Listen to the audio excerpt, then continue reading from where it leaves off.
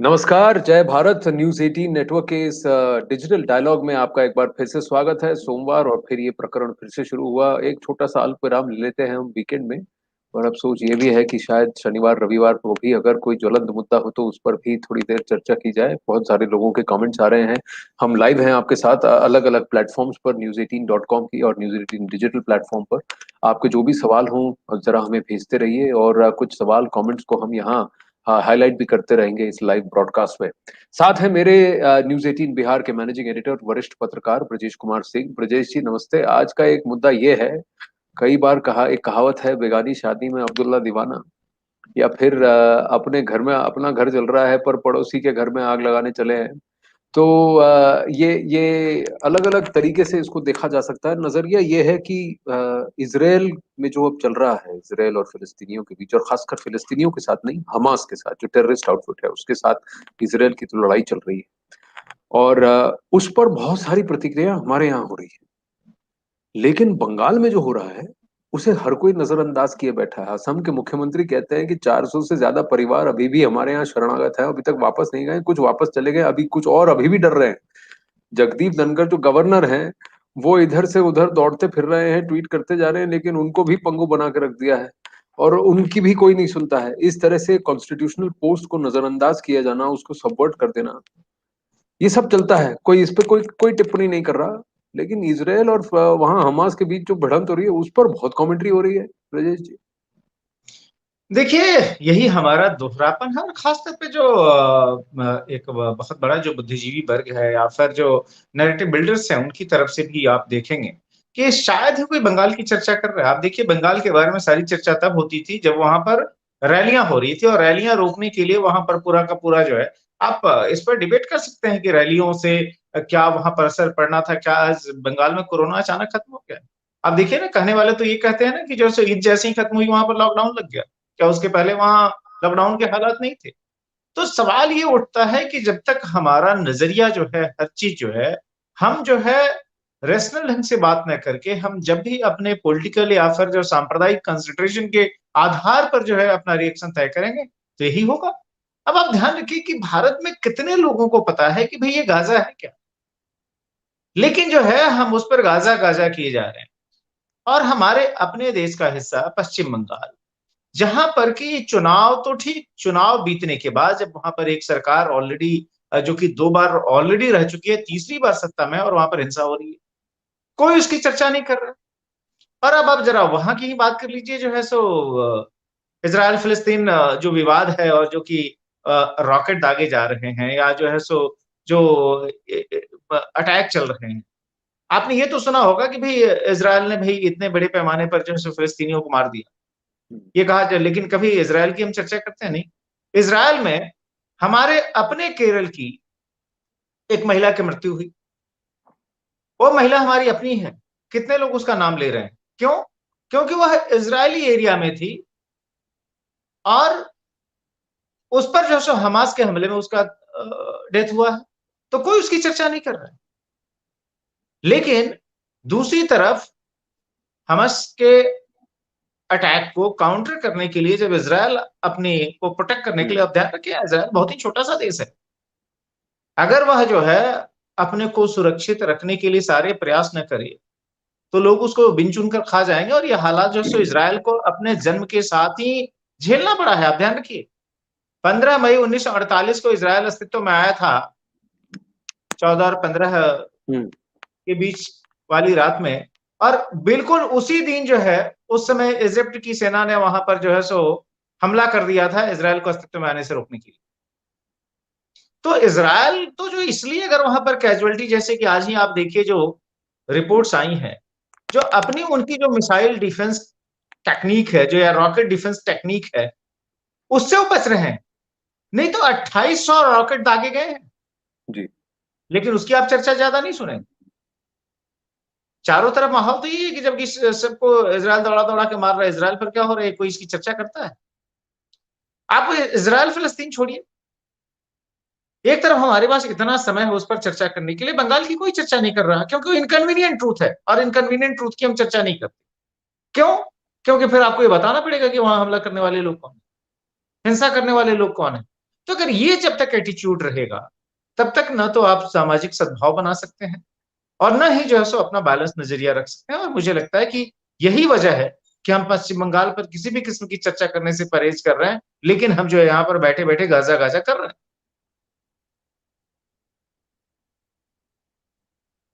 इसमें एक और बात है, और मैं इजराइल गाजा इस फाइट में भी दो तीन चीजें सामने रखा। आपने सौम्य संतोष की बात की।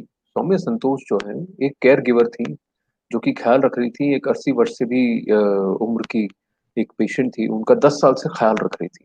और उनको थोड़ा समय लग गया, विलंब हो गया अपना वीडियो कॉल समाप्त करके बॉम्ब शेल्टर की तरफ जाने में, क्योंकि वहां पर वार्निंग कॉल्स जो है वो दे दिए गए थे। वो जो यहाँ रहती थी, एशकलॉन जो शहर है, वो तेल अवीव का एक छोटा सा सबर्ब है, छोटा पार्ट है, जहां पर सारे घर जो है 1960 के बने हुए हैं। इसराइल में 1990 के बाद से जितने भी घर बने हैं, उन सारे घरों के नीचे अंडरग्राउंड बॉम्ब शेल्टर या बंकर्स हैं, ब्रजेश जी। और बिकॉज आपने जो उनका मिसाइल डिफेंस सिस्टम कहा है, इसराइल अपने सिविलियंस को ये कह रहा है कि आप बॉम्ब शेल्टर के अंदर चले जाइए। बहुत सारे लोग हैं जो कि ट्वीट कर रहे हैं, और इजरायली लोग हैं जो कि, कुछ लोग यहाँ पर भारतीय, तो इसराइल का जो भारतीय दूतावास है वहां पर भी, भारत में दूतावास है वहां पर भी सर्विस करके अभी वापस जा चुके हैं। और उनके अगर आप ट्वीट पढ़ेंगे तो ऐसा लगता है कि 15 मिनट में उनके ऊपर 50 रॉकेट दागे गए। हमास जैसा एक टेररिस्ट आउटफिट के पास 2800 से ज्यादा रॉकेट आए कहां से, कोई ये सवाल नहीं पूछता। दूसरी बात, इसराइल का झगड़ा फिलिस्तीनियों से नहीं है, इसराइल का झगड़ा हमास से है। हमास एक टेररिस्ट आउटफिट है। ये वैसे ही हुआ जैसे कि जम्मू कश्मीर में हो जाता है ना, कि हिजबुल मुजाहिदीन और लश्कर तौयबा के टेररिस्ट को न्यूट्रलाइज करना, यानी कि कश्मीरियों पर अटैक करना। ये नैरेटिव सेटिंग है, बहुत कन्वीनियंट नैरेटिव सेटिंग है। तीसरी बात, इसराइल जब भी एयर स्ट्राइक करता है गाजा स्ट्रिप के अंदर जहां पर हमास के आउटफिट्स है, वो कम से कम 20 मिनट का नोटिस देता है, ये कहकर कि हम यहाँ पर स्ट्राइक करने वाले हैं, जो सिविलियंस हैं वो इस जगह को खाली कर दें, यहां से अपने आप को स्वतः अपने आप को बचा ले और यहां से निकल जाए। ये वार्निंग देने के बाद, और ये कहते हैं उनके जो इंटरनेशनल मीडिया सेंटर्स हैं उनके अंदर हमास का ये था, वेपन्स कैशे, गोदाम था, हथियारों का गोदाम जो है मल्टी स्टोरी बिल्डिंग्स में, जहां पर है हमास के गोदाम थे। और इसराइल को ये पता था, इसराइल ने साफ बोला कि जो बिल्डिंग में काम करने वाले लोग हैं, रोजमर्रा के सिविलियंस हैं, आप लोग खाली करके चले जाइए, क्योंकि हम इस बिल्डिंग को गिराने वाले हैं। ऐसी एक रॉकेट स्ट्राइक नहीं है जिससे पहले कि उन्होंने कम से कम 20-25 मिनट की वार्निंग ना दी हो।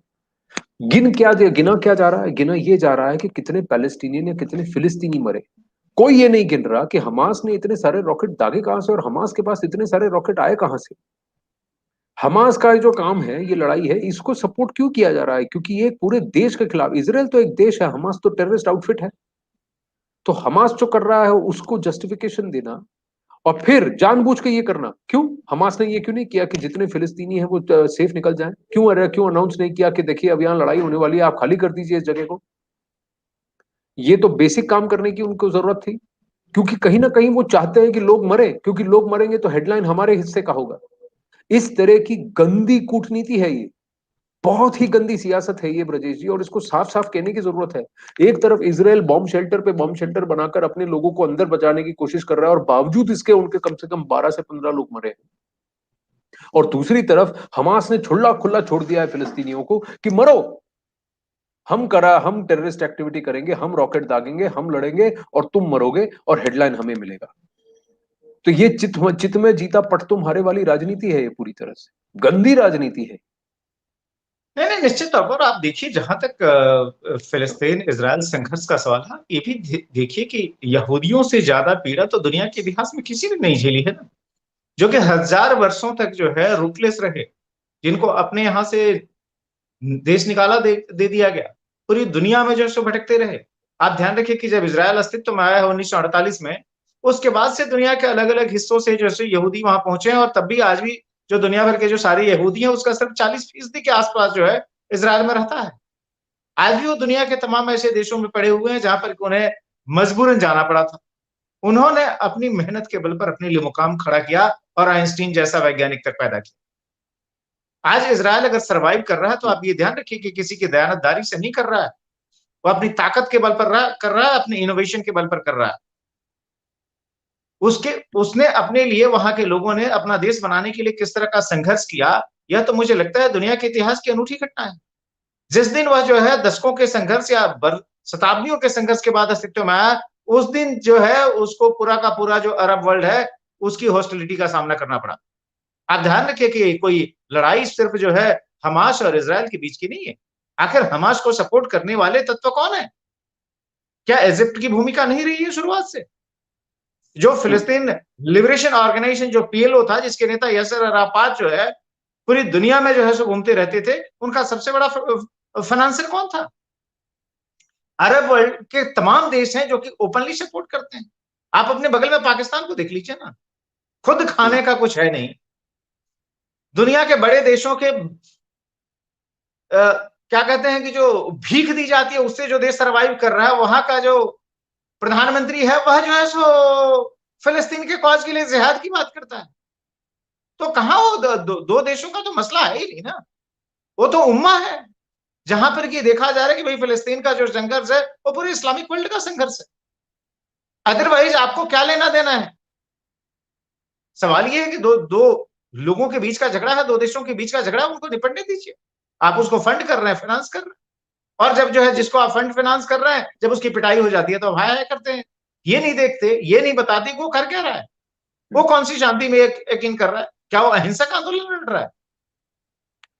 आप ध्यान रखें, मतलब 8 दिन के अंदर 2800 रॉकेट दागे गए हैं।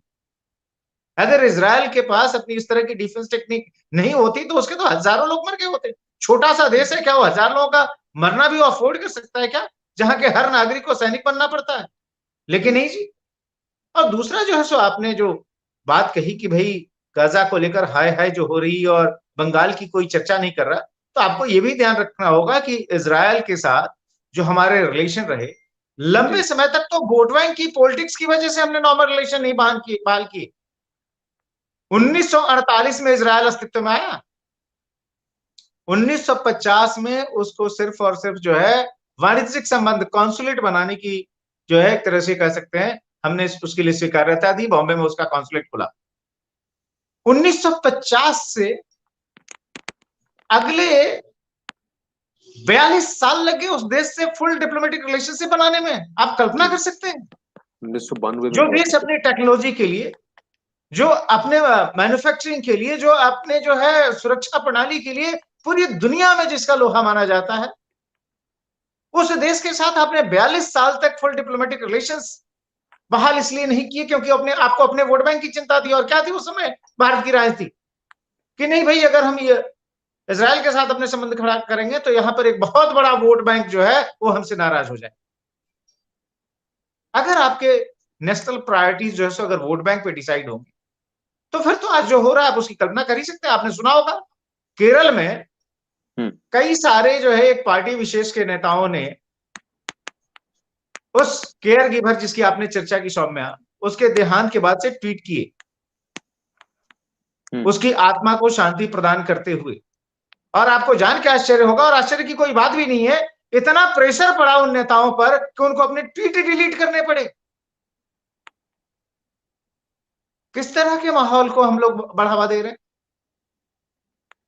उस महिला की मौत जो कि जो है अपना घर बार छोड़कर इजराइल में रह रही थी अपने परिवार के लिए जो है पैसे कमाने में, उसकी मौत हो जाती है और उसको राजनीतिक कंसिडरेशन की वजह से हम उसकी खुलकर चर्चा भी नहीं कर सकते, उसको हम ढंग से श्रद्धांजलि भी नहीं कर सकते। और दूसरी तरफ जिन लोगों को हम जानते तक नहीं है उनके नाम पर हम जो सो विलाप कर रहे हैं, और जिनको हम जानते हैं उनकी तो हम नोटिस नहीं लेते। आप चाहे सौम्या संतोष की बात कर लीजिए, पश्चिम बंगाल में जो तमाम लोग मारे जा रहे हैं हिंसा में, और पता है कि कौन हिंसा कर रहा है, कौन उसको प्रमोट कर रहा है, कोई उसकी चर्चा नहीं कर रहा। तो फिर ये जो है हमारा रोना धोना जो है ये नौटंकी नहीं लगता? या फिर ये नहीं लगता कि हम कितने बायस्ड है कि एक तरफ की हिंसा हमको हिंसा दिखाई देती है, दूसरी तरफ की हिंसा से हमें कोई मतलब ही नहीं है, हम उसको इग्नोर कर देते हैं? ऐसे कैसे चलेगा? दूसरा, जहां तक इजराइल का संबंध है, ये पहली बार हुआ कि भारत ने जो है इजराइल या फिलिस्तीन के मामले में अपनी नेशनल प्रायोरिटीज तय की। यहां पर दशकों तक, 4 दशक तक हम लोग नॉन अलाइंड मूवमेंट के नाम पर हम इजराइल के साथ खड़े होने को राजी नहीं हुए। खड़े होना तो क्या, हम बराबरी का रिश्ता भी बनाने को राजी नहीं रहे। हमारा पूरा बैलेंस जो है सो फिलिस्तीन के फेवर में लगा रहा। हम पीएलओ के नेता के तौर पर यासिर अराफात को रेड कारपेट बिछा बिछा के स्वागत करते रहे। और वो यासिर अराफात जिनके कमर से हमेशा रिवॉल्वर झूलते रहती थी, वो हमारे अहिंसा के पुजारी थे। आप सोचिए। और दूसरी तरफ हमने इजराइल को लगातार इग्नोर करके रखा। ये पहली बार हुआ है जिसकी प्रोसेस 1992 से शुरू हुई कि आज हम इजराइल के साथ भी अपना रिश्ता रखे हुए हैं, हम फिलिस्तीनी कॉज की भी बात करते हैं और अरब वर्ल्ड के साथ भी हमारे रिश्ते हैं, तमाम कंट्रीज के साथ। हम इस बात से नहीं डर रहे कि अगर हम इजराइल के साथ रिश्ता रखेंगे तो बाकी अरब देश क्या कहेंगे।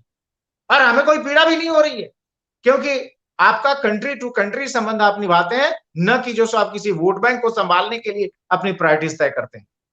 तो मुझे लगता है कि जो है यह जो भावना आई है और सिक्योरिटी काउंसिल में जो इंटरवेंशन भी था, आपने देखा होगा, जो भारतीय दूत है हमारे, वो इसी को रिफ्लेक्ट कर रहा था। लेकिन इस देश में बहुत सारी पॉलिटिकल पार्टीज हैं जिनके लिए नेशनल प्रायोरिटीज हम नहीं है, जिनको अपना वोट बैंक अहम है और उसी हिसाब से वो सियासत करती है, इसीलिए उनको गाजा पर विलाप करने की इच्छा होती है, लेकिन पश्चिम बंगाल पर वो स्यापा साध लेती हैं, शांत हो जाती हैं, चुप हो जाती हैं। देखिए, सौम्य संतोष के मसले में जो आपने कहा बहुत ठीक है, और ये जो जो जो लीडर्स इसके इस प्रेशर में सकम कर गए ना, वो भी मैं उनकी भी कड़ी निंदा करता हूं, क्योंकि उनको इस प्रेशर से सकम नहीं करना चाहिए था। बात यह है कि अब आपको डट के खुल के बोलने की जरूरत है।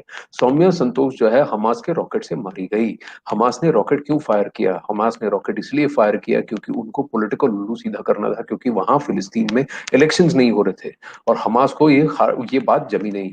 ये सियासी पंगा है पूरी तरह से, ये पूरी सियासत है। दूसरी बात, इजराइल जैसे देश जैसा हमारा और क्यों नहीं हो सकता ब्रजेश जी, कि इजराइल और इजरायली दुनिया में जहां पर भी यहूदी हो हम उनकी मदद करेंगे। इजराइल का ये जो रुख है ना, ये जो एटीट्यूड है कि दुनिया चाहे हमें कुछ भी कहे, हम हमारे लोगों के साथ खड़े रहेंगे, हमारे देशवासियों के साथ और हमारे मूल के साथ जो है वो हम खड़े रहेंगे, हम डटे रहेंगे। ये एटीट्यूड भारत का क्यों नहीं हो सकता कि भारत का कोई भी हो, वो भारतीय है। जो कोई भी दुनिया भर में कहीं पर भी हिंदू हो, वो भारत का है, उसकी उसकी रक्षा करना हमारा धर्म है। ये पोजीशन जो है हम क्यों नहीं ले सकते? हमें ये लेने में क्यों तकलीफ होती है? और ये कौन लोग हैं जो कि ये प्रेशर डाल रहे हैं, जिन्होंने जो एक बंगाल की एक बेटी का पूरी तरह से बुरी तरह से शोषण होता है हरियाणा में टिकरी बॉर्डर पर, उस इन आंदोलन जीवियों के साथ जो कि किसान मोर्चा के नाम पर वहां बैठे हुए हैं, शोषण होता है, वो कोविड से मर जाती है, और ये पूरी बात को रफा दफा करते हैं। कितने लोग हैं जो गाजा पे हाय तौबा मचा रहे हैं, इसराइल को कोस रहे हैं, जिन्होंने जिन्होंने घूम के इनको कोसा है, इन पर सवाल उठाए? कितने लोग हैं जो उन 500 परिवारों के साथ खड़े हैं, जो रात रात जो है पूरी रात जो है खेतों में गुजारी उन्होंने, क्योंकि उनके घर जलाए जा रहे थे, इसलिए क्योंकि उन्होंने तृणमूल का समर्थन नहीं किया और बीजेपी के लिए काम किया। कितने लोग हैं जो कि जाकर उनसे मिले, उन कैंप्स में जाकर उनसे मिले, धुबरी में, असम में, जहां पर 500 से ज्यादा परिवार भाग के आए, बंगाल छोड़ के आए, शरण में आए। हिमंत बिस्वा शर्मा वहां पर वहां सबको खाना पीना दे रहे हैं पिछले 1 महीने से।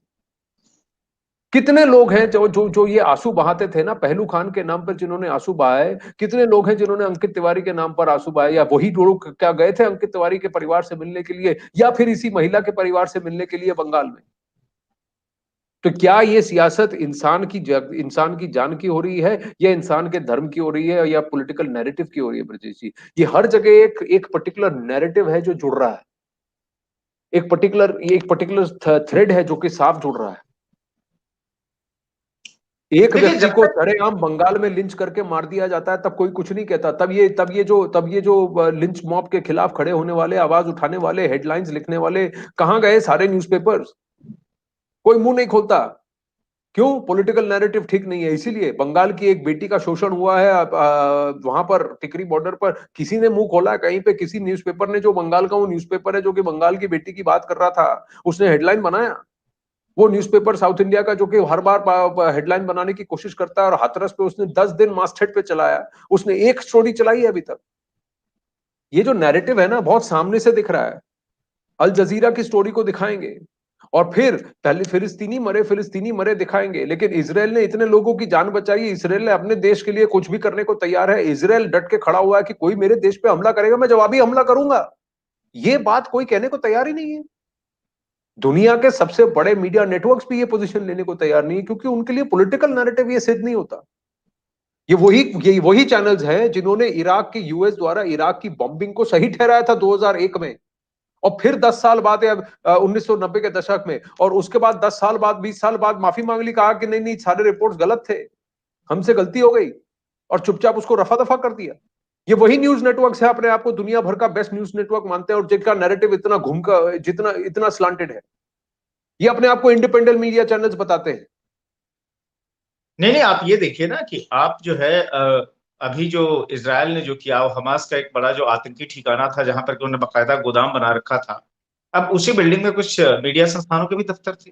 तो मान लीजिए अगर हम जो है रिपोर्ट करते हैं, वो भी खासतौर पे कॉन्फ्लिक्ट जोन से, तो हमें इस बात का ध्यान रखना होगा ना कि हम खुद किसी पार्टी के साथ जो है हम कनेक्टेड ना होते हुए दिखे। अगर मान लीजिए कोई टेरर ऑर्गेनाइजेशन अगर मान लीजिए हमारे दफ्तर की बिल्डिंग को यूज कर रहा हो शेल्टर के तौर पर, और फिर जो है उसको फ्लश आउट करने के लिए या उसको मारने के लिए अगर बिल्डिंग पर कोई तोप या गोला गिराया जाए और उससे जो है वो बिल्डिंग गिर जाए, तो क्या हम ये कहेंगे कि भाई जो है नहीं वो हमारे ऊपर हमला हो गया? वो भी जबकि आप हमको प्रायर वार्निंग दी जा रही थी। आपने अच्छा जिक्र किया कि किस तरीके से इजराइल बाकायदा एडवांस में सबको सूचित करता है, और यही नहीं बल्कि जिन संस्थानों की बिल्डिंग यानी जो जिस बिल्डिंग में वो काम करते हैं उन्होंने खुद भी स्वीकार किया कि हाँ जी हमें प्रायर वार्निंग मिली थी और हम नीचे उतर के चले गए थे। तो ऐसा नहीं कि किसी की उसमें जान गई, लेकिन यह क्या हमारी जिम्मेदारी नहीं है कि हम भी ये ध्यान रखें कि हम किसके साथ अटैच्ड होते हुए दिखाई दे रहे हैं, और फिर कौन हमारी न्यूट्रलिटी पे यकीन करेगा? तो मुझे लगता है कि सोचना पड़ेगा इस बारे में भी। उससे भी बड़ी बात, ये आपने बार बार जो नैरेटिव बिल्डिंग की बात कही, आप देखिए जो पश्चिम बंगाल के जो हालात हैं, बंगाल के अपने लोग, कोई भी आदमी अपना घर छोड़ के किसी दूसरे राज्य में जो है शरणार्थी की तरह रहने नहीं चाहते। वो भी पश्चिम बंगाल से आप जो असम में इतने सारे सैकड़ों परिवार पहुंचे हैं। ये तो समझ में आता था कि भाई मान लीजिए भारत का जब विभाजन हुआ और उस समय के जो है पूर्वी पाकिस्तान से लोग जो है पश्चिम बंगाल में आए शरण ले लेके, चूंकि वहां उन पर जो है सो धार्मिक तौर पे प्रताड़ित करके उनके साथ मारकाट मचा के बलात्कार करके उनको उनका अपना जो है सो जन्मभूमि छोड़ने के लिए विवश कर दिया गया। लेकिन आजाद भारत में वहां पर जो है किसी को जो है अपने राज्य को छोड़कर दूसरे राज्य में जाना पड़े। इसके पहले ये सिर्फ कश्मीर में हुआ था, जहां से कश्मीरी पंडितों को 1990 के दशक में निकलकर भागना पड़ा, और आज तक वो कभी अपने घरों में स्थापित नहीं हो पाए जो उनका मूल घर था। इसी तरह के हालात पश्चिम बंगाल में। इस तरह की अनूठी घटना है, आप देखिए, और कितनी विभत्स घटना है, लेकिन कोई इसकी चर्चा नहीं कर रहा। वो अखबार, वो मीडिया हाउस भी जो दिन रात जो है दूसरों को पाठ पढ़ाते हैं, उनको सांप सूंघ जाता है इस मामले में। लेकिन वही जो है अपने जो आकाओं के निर्देश पर जो है, या फिर जो है जो वैचारिक तौर पे जिनके वो करीब दिखाई देते हैं, उनके लिए जो है या फिर उस वोट बैंक की चिंता वो भी करते हुए दिखते हैं, जिनके साथ उनकी सेंसिबिलिटीज हमेशा जुड़ी रहती हैं, वो गाजा पर हंगामा काटे हुए। अरे भाई आप अपने यहाँ तो देख लो कि आपके आसपास क्या चल रहा है, उसकी पहले चिंता कर लो। उसका इंपैक्ट आपके हमारे जीवन पर हो रहा है, जो इज़राइल में हो रहा है, जो फ़लस्तीन में हो रहा है, उसका क्या आपके हमारे जीवन पर असर? वो दो दो ग्रुप्स की आपस की लड़ाई है, झगड़े हैं। हमारे देश की जो सरकार है अपने डिप्लोमेटिक तौर पर उसमें जो भी कर सकती है करेगी। हम क्यों परेशान हो रहे हैं? वो कहते हैं ना। नहीं नहीं, ये ब्रजेश जी, ये जो बाइडेन ने क्या कहा, जो बाइडेन ने बेंजामिन नेतन्याहू से कहा कि आपको अपने देश की हिफाजत करने का पूरा हक है, लेकिन थोड़ा संयम बरतें। ये कहा है जो बाइडेन ने। अब यही बात अगर ट्रंप ने कही होती तो क्या रिएक्शन होता? यही बात अगर ट्रंप ने कही होती कि इसराइल जो है, जो भी उनकी तरफ रॉकेट दाग रहा है उसका मुंह तोड़ जवाब दे, ये उसका हक है, किसी भी देश का हक है। भारत के खिलाफ कल कोई रॉकेट छोड़ेगा तो भारत जवाब नहीं देगा? भारत का गिनता रहेगा कि उस तरफ कितने लोग मरे, या ये कहेगा कि तुमने मेरी तरफ रॉकेट कैसे छोड़ दिया? हमारे गलवन में 20 मरे, हमको गुस्सा आया ना, हमने उनके 60 मारे ना। या आप हेडलाइन ये चमकाने वाले थे कि 60 मारे 60 मारे, या 60 मर गए, हाय हाय हाय 60 मर गए, या आपने ये कहा कि हमारे 20 में कैसे मर गए? जब आप भारत के बारे में ऐसी बात करते हैं तो इसराइल क्यों अपने लोगों की रक्षा नहीं करेगा, अपने लोगों की सुरक्षा नहीं करेगा? पूछिए तो सही। हमास कोई देश नहीं है ना, हमास तो एक संगठन है, टेररिस्ट संगठन है। इनके पास 2800 रॉकेट कहां से आए?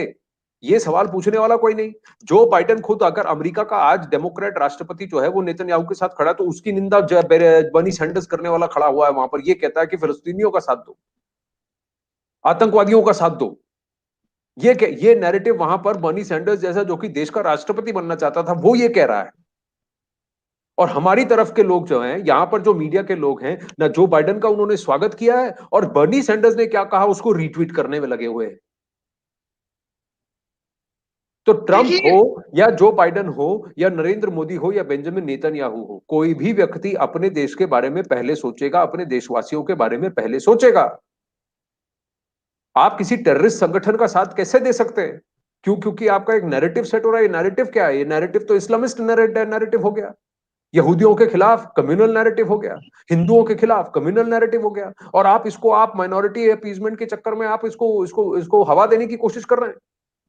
जैसा आपने कहा 1990 के दशक में देश का जो सबसे बड़ा समुदाय है उसको खदेड़ दिया गया कश्मीर से लेकर, आज तक किसी ने उफ तक नहीं की। वही नजारा हम बंगाल में देख रहे हैं, जहां पर एक समुदाय, मुस्लिम समुदाय के लोग जो है हिंदुओं को बाहर निकाल निकाल कर घसीट घसीट कर उनकी माओ बहनों के साथ कुकर्म कर रहे हैं और फिर उनको रात रात में भगाकर काट रहे हैं, मार रहे हैं। तब किसी ने कुछ नहीं कहा। कहां गया ये आउटरीच वाला गैंग जो है? वो लोग जिन्होंने हाथरस पे, मैं आपको आज साफ कह रहा हूं, हमारे ही फ्रेटर्निटी के जिन्होंने हाथरस पे 15 कार्यक्रम किए, उन्होंने एक कार्यक्रम नहीं किया है बंगाल में हो रहे इसको लेकर। उन्होंने एक कार्यक्रम नहीं किया इस गैंगरेप को लेकर जो कि हिसार हिसार में हुआ है। एक कार्यक्रम नहीं किया, और अपने आप को इंडिपेंडेंट जर्नलिस्ट बताते हैं, अपने आप को सोशल कॉज के लिए होल्ड करने वाले जर्नलिस्ट बताते हैं।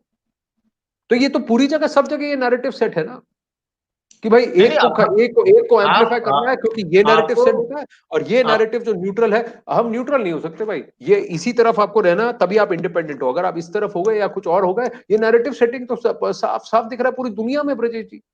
नहीं नहीं, आप मानसिकता देखिए ना। आप मानसिकता ये देखिए कि मान लीजिए पहलू खान, मान लीजिए किसी भी आदमी की जान जाती है, किसी भी परिस्थिति में जाती है, दुर्भाग्यपूर्ण है। मेरा मानना है कि कानून के तहत कार्रवाई होनी चाहिए थी। लेकिन पहलू खान की जब मौत हुई तो उसको पूरी तरीके से हमने कहा कि भारत में किस तरीके से मुस्लिम जो है सो असुरक्षित है, उसका सबसे बड़ा उदाहरण है। अंकित तिवारी का आपने जिक्र किया। अंकित तिवारी की हत्या किसने की? पूरी दुनिया को पता है। किसी ने कहा कि भाई मुस्लिमों ने हिंदू युवक को मार डाला, और क्यों मार डाला? नहीं। और भारत में दंगे हिंदू की मुद्दे में जान ध्यान खतरे में रखिए, है? कोई इस हेडलाइन देश किसी ने का लगाया कि भारत में हिंदू की जान खतरे में? किसी ने लगाया? किसी ने लगाया। और इस देश का इतिहास ये है कि जब भी जो है सो दंगे होते हैं या जब भी कुछ होता है, ऐसी घटना होती है जिसमें कि अगर मान लीजिए हिंदुओं ने उत्पात किया, तो आपको हिंदू लिखने में कोई परेशानी नहीं होती। आप बड़े जिक्र से करते हैं हिंदू मिलिटेंट, ये वो फलां ठिकान दुनिया भर का। लेकिन जहां पर मान लीजिए जो है अगर किसी मुस्लिम संगठन ने कुछ कर दिया या मुस्लिम मॉब ने कर दिया, तो आप सीधे अल्पसंख्यक शब्द का इस्तेमाल करते हैं। अब सच्चाई तो ये है कि इस देश में अल्पसंख्यक के नाम पर अगर कोई है, तो जो है वो यहूदी हैं जो कि आज भी थोड़े बहुत रह गए हैं, और वो पारसी हैं जो कि कुछ हजार तक है। हम्म। लेकिन कभी जो है उन्होंने कभी आज तक ना चीख पुकार मचाई, और ना ही जो है जो माइनॉरिटी राइट्स के प्रोटेक्शन के लिए बड़ी बड़ी तकरीरें करते हैं, कभी उनके दायरे में वो बेचारे दो कम्युनिटी आते भी।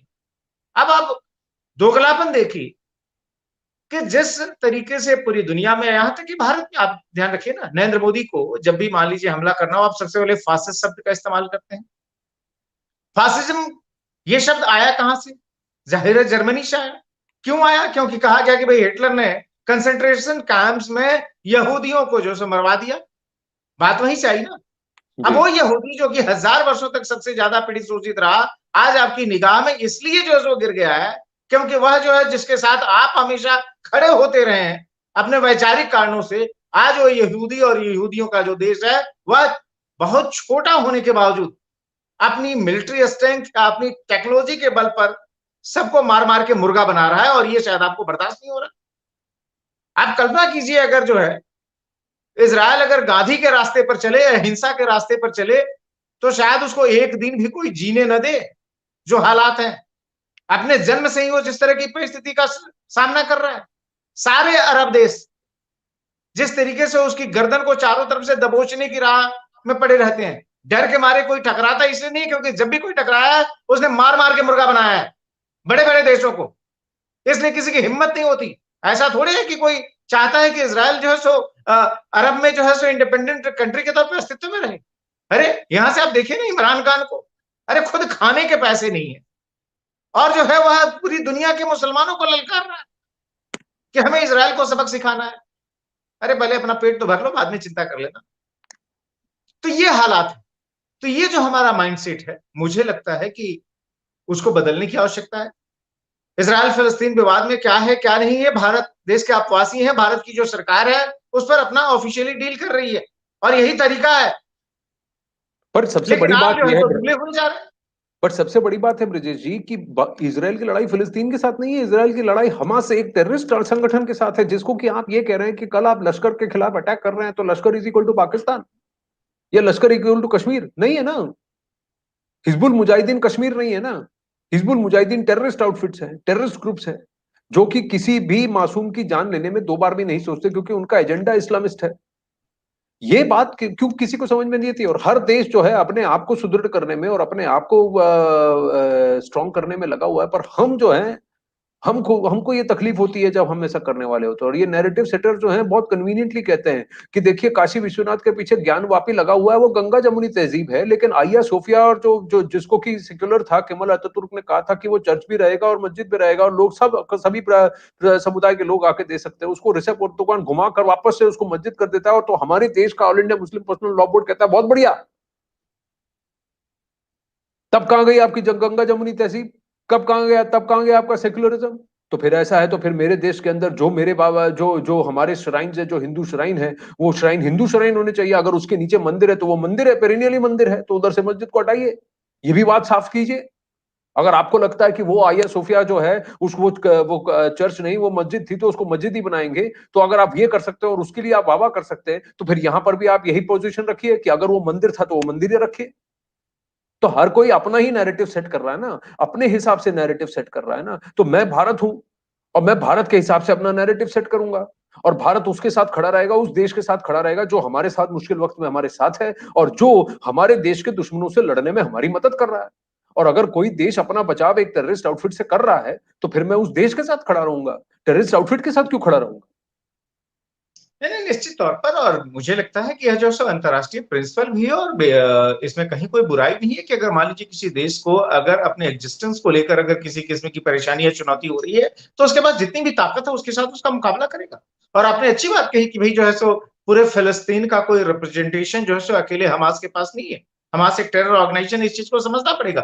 लेकिन मैं तो उसके आगे जाकर कह रहा हूं, अगर हमास जो है सो आतंकवादी संगठन है, अगर हमास आतंकी हिंसा कर रहा है, अगर वो जिहादी हिंसा कर रहा है, अगर हफ्ते दिन के अंदर 2800 रॉकेट अगर छोड़ रहा है, तो उसका समर्थन करने वाले लोग वह तो गांधीवादी नहीं हो सकते ना। वो भी आखिर उस आतंकवादी संगठन के आतंक के साथी हैं। गाजा में ही जो तमाम जो जिन लोगों को हम मान लीजिए पल को मान लें कि वो हमास से नहीं जुड़े हैं, लेकिन क्या वो हमास के खिलाफ उठकर खड़े हो रहे हैं? नहीं। आप जो है सो क्या वजह है, क्या जो सो ठीक है आप कहिए कि हाँ भाई इसराइल की बमबारी से अगर किसी की जान जा रही है फिलिस्तीनी की तो गलत है, तो आप उसी सांस में ये भी तो कहिए कि अगर किसी फिलिस्तीनी आतंकी संगठन जो हमास है, अगर उसके बम से भी, उसके रॉकेट से भी किसी व्यक्ति की अगर जान जाती है तो भी गलत है। नहीं जी, वो तो गांधीवादी तरीका है। अगर जो है हमास अगर हिंसा फैलाए तो नहीं जी, वह तो बड़ा जुडिशियस है। और अगर इसराइल उसका प्रतिकार करते हुए हमला करे तो करेगा मार दिया ये तो कोहराम मच गया, वो तो फासिस्ट है। अरे ये कैसे चल सकता है।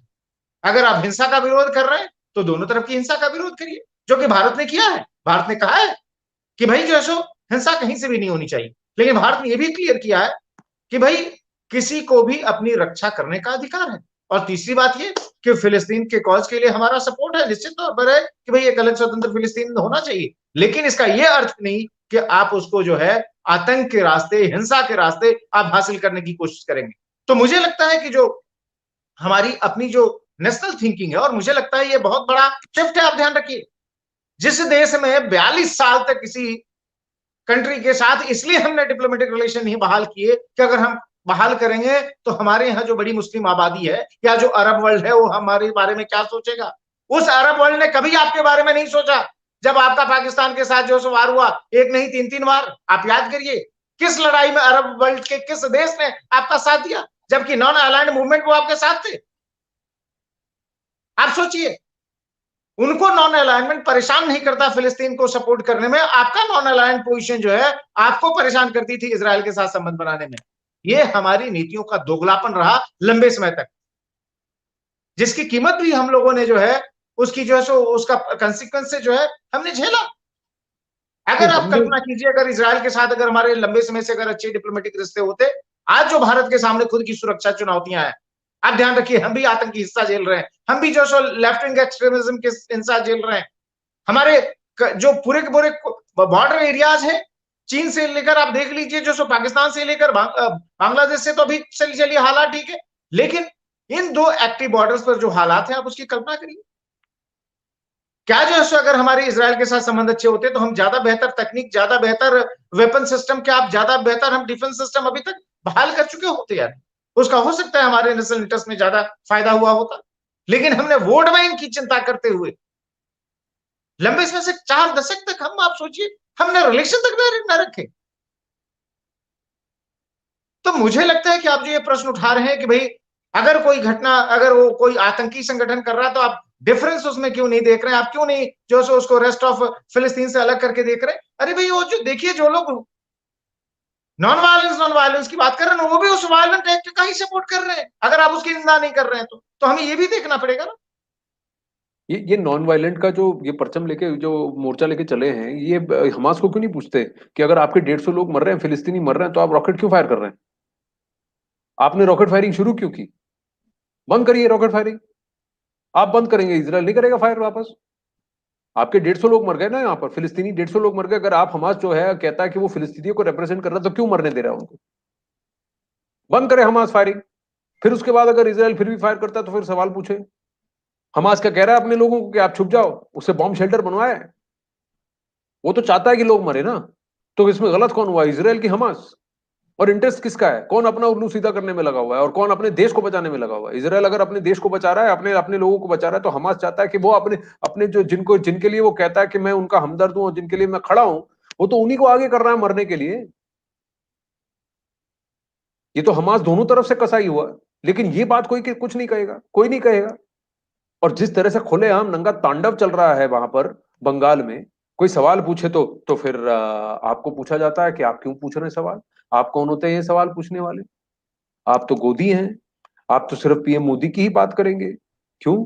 सही बात तो सही बात है। अगर आप इंडिपेंडेंट है तो दोनों तरफ सवाल पूछिए, सिर्फ मोदी को सवाल क्यों पूछते हैं? अगर मैं ये पूछूं तो गलत हूं ब्रजेश जी? नहीं क्या नहीं, आप उसकी ये जान देखिए जान ना। नहीं? उसकी जान जान नहीं, अभिजीत की जान जान नहीं? क्यों? वो अभिजीत है इसीलिए, असलम नहीं इसीलिए? उसकी जान का कोई कोई कोई मोल नहीं बंगाल में? नहीं दुलाल नहीं, चंद आप ये महतो देखिए ना। 2018 में उसको लटका अगर दिया गया, बीच बीच अगर गांव के अगर गांव के ये बीच पेड़ सौम्या से लटका संतोष दिया गया। नहीं होती। आज तक किसी ने पूछा ही नहीं उसका नाम। नहीं, आप ये आज देखिए तक ना, अगर ये जो है, जो केरल की जो महिला मरी, अगर उसका नाम सौम्या संतोष नहीं होता और मान लीजिए वो कोई सलमा होती और वो मान लीजिए गाजा में जो है अगर इजरायली हमले में अगर मारी गई होती, तो हमारा रिएक्शन क्या होता?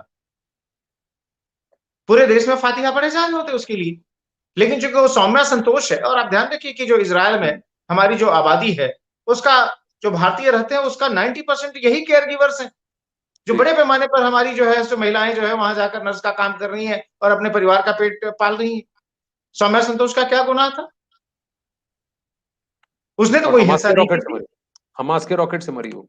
हमास के रॉकेट से मरी, और आप जो है सो खुलकर जो है उसको श्रद्धांजलि तक नहीं दे सकते।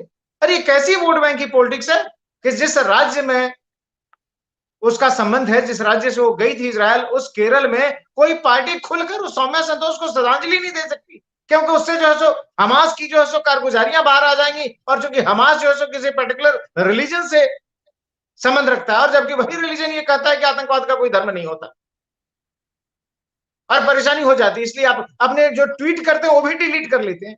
हम्म। इससे बड़ी दुर्भाग्यपूर्ण कोई घटना हो सकती है, और ये हमारे दोगलेपन, दोहरेपन को दिखाने का इससे बड़ा कोई जरिया हो सकता है? लेकिन नहीं जी, हम तो ऐसे ही करें। तो मुझे लगता है ये ज्यादा जो है चिंताजनक बात है। और जब हमारी प्रायोरिटी जो है, जब हमें बंगाल नहीं दिखाई देता, हमें गाजा पर रोना आता है, तो मुझे लगता है कि यह सबको सोचने की जरूरत है कि जो कर रहे हैं वो क्या कर रहे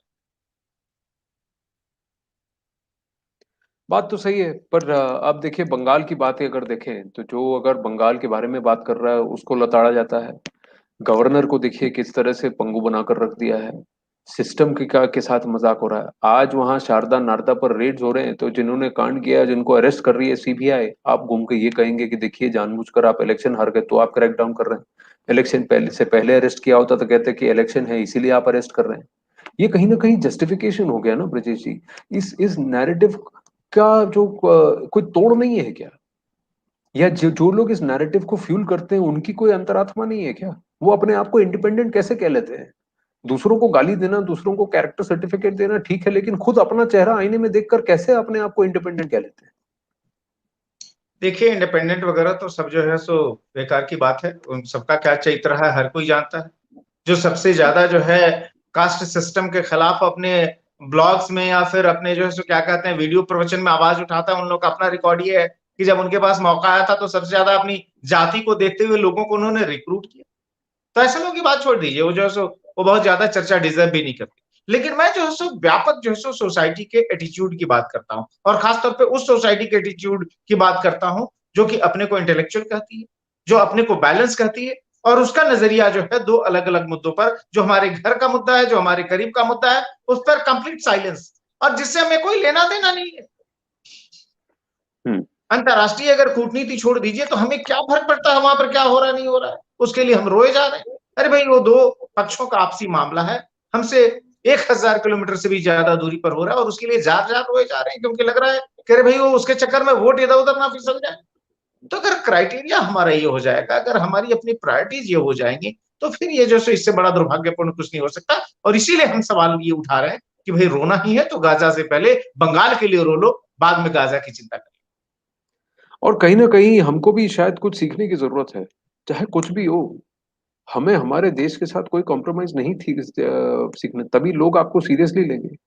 आज इसराइल जैसा एक छोटा सा देश दुनिया के सामने खड़े होकर यूएन सिक्योरिटी काउंसिल से कहता है कि तुम चुन लो कि तुम हमास के साथ हो कि इसराइल के साथ हो।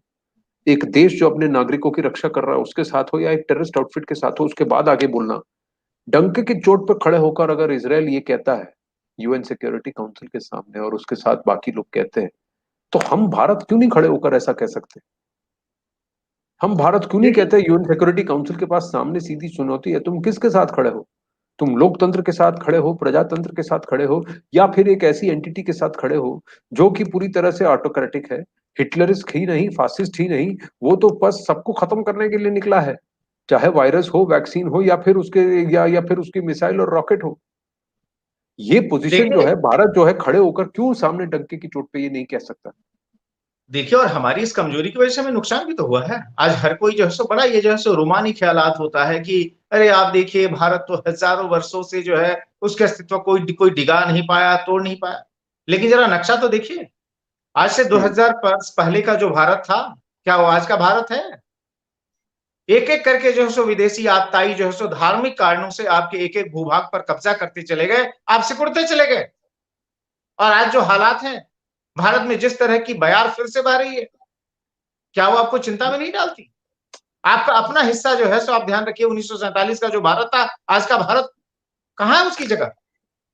आपने उस समय भी अपने को कटवाया, एक बार फिर से अपने को कटवाने की तैयारी करके बैठे, नक्सलवाद के नाम पर, लेफ्ट विंग एक्सट्रीमिज्म के नाम पर, कम्युनल वायलेंस के नाम पर, जिहाद के नाम पर। अगर आपने जो है सो अपना रुख इसराइल की तरह बना के रखा होता तो शायद जो है आपको अपने भूभाग लगातार कम नहीं करने पड़े होते। इसराइल इसलिए सरवाइव कर रहा है क्योंकि उसके लिए एक एक इंच जमीन और एक एक आदमी की जान की वैल्यू वो करता है। ये नहीं कि अपने हजारों सैनिकों का बलिदान देकर भी हम किसी भूभाग पर कब्जा करें जो कि हमारा ही था, और फिर हम उसको जाके जो है शिमला में कॉफी पीते पीते जो है सिर्फ ये देख के कि भाई जो सो हमारे उस अतिथि का अपने देश में अच्छा स्वागत हो जाएगा, हम उसको वापस तस्तरी में वापस कर दें, और दुनिया की निगाहों में हम उपहास का पात्र बने कि देखो जी, लड़ाई लड़ी, उनके सैनिकों को जो सो पकड़ के बैठे, और फिर जो सो राजी खुशी दे भी दिया। और हर बार का रोना, और वो भी उस मक्कार दुश्मन के हाथों जिसके बारे में, जिसके इरादे के बारे में पता है कि कभी वो आपके साथ वो सीधी चाल नहीं चल सकता। वो देश जो कि आपके सामने हमेशा जिहाद लड़ता है, पाकिस्तान जो वहां की जो सेना है, क्या मोटो है वो आपके साथ, भारत के साथ जिहाद करने के लिए खड़ी है, भारत उसके लिए काफिर है। और ऐसे देश के साथ आप बार बार जो है उदारता का नाटक करते रहे। आप कल्पना कीजिए अगर इसराइल इस तरह का भाव दिखाना शुरू कर दे, 2 दिन भी क्या वो टिक पाएगा? ये जो तमाम शांति और सद्भाव के जो खलीफा हैं, उसकी गर्दन दबोच कर उसको खत्म कर देंगे। तो इसराइल से कम ये पार्ट तो आप ले ही सकते हैं ना, कि किस तरीके से अपने एक एक आदमी की जान की आप जो है वैल्यू करिए। एक एक इंच जमीन की वैल्यू करिए। अरे हम तो हजारों वर्षों से लगातार घुमाते रहे और ये झूठा प्रलाप करते रहे कि भाई हमारा कोई अस्तित्व मिटा नहीं पाया। अरे अस्तित्व तो धीरे धीरे खत्म हो ही रहा है ना। 2000 साल पहले के भारत का नक्शा देखिए और आज का भारत देख लीजिए।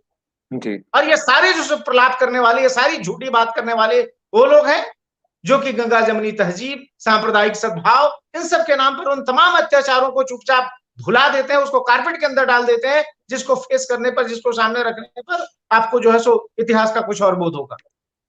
तो मुझे लगता है कि इजराइल से कम ये तो आप सीख ही सकते हैं। जी। एक एक एक बात हमको समझने की जरूरत है कि जितना हम सिकुड़ जाएंगे, जितना हम संकोच करेंगे, उतना देश भी सिकुड़ेगा, उतना देश भी कटेगा, उतना देश भी सीमित हो जाएगा। और जो आपने कहा कि 2000 साल पहले का नक्शा देख लीजिए और आज देख लीजिए, और कहाँ सब कुछ जो है, जितना कटा है, जितना बटा है, सब कुछ या तो फांसीवादी इंटेंट की वजह से बढ़ा है, या ज्यादातर जो है वो एक रिलीजियस नैरेटिव से ही जुड़ा हुआ है। कहीं ना कहीं आप देखें तो एक रिलीजियस नैरेटिव से जुड़ा हुआ है कि एक रिलीजन जो है दूसरे को काटने की कोशिश कर रहा है, और एक सभ्यता जो है दूसरी सभ्यता को काटने की कोशिश कर रही है और खत्म करने की कोशिश कर रही है। और हमारे इस सद्भाव के एस्पेक्ट को लेकर जो है, वो आते तो शरण लेने आते हैं, और उसके बाद 200 साल के बाद फिर वहीं पर आकर हुकूमत अपनी जमा कर हमको बाहर कर देते हैं। ये आप कश्मीर में भी देखिए, वही हुआ, भारत भर में यही हुआ, हर जगह जब देखें यही हुआ। लेकिन उसके बाद भी कुछ लोग ये धारणा रखते हैं कि देखिए हमारा एक सिविलाइजेशनल इथॉस है, वो आज भी चल रहा है। लेकिन ये सिविलाइजेशनल इथॉस तब तक चलेगा जब तक लोग भारत के बारे में सोचेंगे। भारत का इससे क्या क्या फायदा है, भारत के इसमें क्या है, ना कि मेरे खुद के निजी पंथ धर्म में या बिलीफ में क्या फर्क पड़ेगा। अगर देश नहीं रहेगा तो फिर हमारी आइडेंटिटी भी कुछ नहीं है। इस बात को समझने की जरूरत है। ब्रजेश जी, आज की इस वार्ता को आपके आखिरी कमेंट के साथ यहीं पर विराम देते हैं। देखिए बहुत सीधा सा बोधपाठ है हमारे लिए ये कि जो सो आप अपने मसले पर ध्यान दें, जो आपके यहाँ कुछ गलत हो रहा है उसके खिलाफ आवाज उठाएं, उसकी सच्चाई को स्वीकार करें, आप उस पर सम्यक दृष्टि रखें। न कि आप ऐसी चीजों का प्रलाप करें जिससे कि आपका सीधा सीधा कोई रिश्ता नहीं है, जिससे आपकी कोई प्रॉक्सिमिटी नहीं है, और सिर्फ वोट बैंक के लिए आप उस पर हल्ला हंगामा काटे हुए हैं। आप जो है सो अगर मानवीय हैं तो आप पश्चिम बंगाल में जो चल रहा है उस पर सबसे पहले टिप्पणी करिए, बाद में आप गाजा के बारे में सोचिएगा। मुझे लगता है कि अगर 2 लाइन में अगर कहें तो यही बोधपाठ है, और ये सबको ये सीखना चाहिए, समझना चाहिए और चिंतन करना चाहिए। धन्यवाद ब्रजेश जी, आज की इस धन्यवाद चर्चा में आपका भी भी। मजा आया।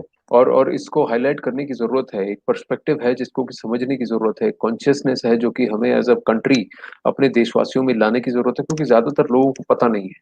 और जो जो अबोध होते हैं और जो अज्ञानी होते हैं, उनको गलत इंफॉर्मेशन फीड करना और फिर उनको गलत तरफ राह में भटकाना, मिस इन्फॉर्मेशन फीड कर कर बहुत आसान हो जाता है। तो ये भी एक मुहिम है जिसको कि धीरे धीरे समाज में छेड़ने की जरूरत है, करने की आवश्यकता है। आज की वार्ता को यहीं विराम देते हैं। धन्यवाद ब्रजेश जी। धन्यवाद आपको भी। नमस्ते।